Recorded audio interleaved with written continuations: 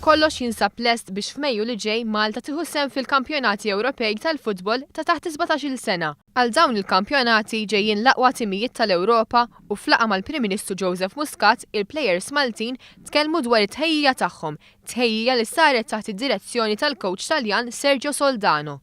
Io penso che se loro affrontano le partite senza timore, sapendo che loro hanno lavorato e hanno fatto il massimo per poter arrivare a questo tournament ben preparati.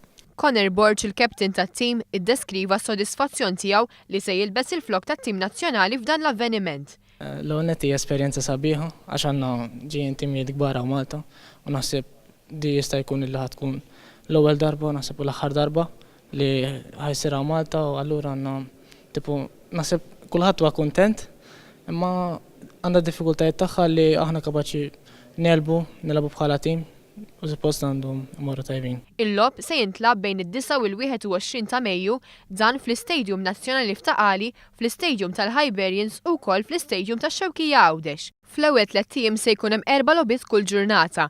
Imbagħad fit-18 ta' Mejju isiru żewġ semifinali u l-finali tintlab fil-21 ta' Mejju. F'laqgħa f'Kastilja l-Prim Ministru feraħ lit-tim Malti u qalilhom li din ser tkun għalihom opportunità unika u vetrina għall-karriera tagħhom. Fl-aħħar nett użid jgħid li għajnejn il-poplu ser tkun fuqhom u li Malta se tkun warajhom.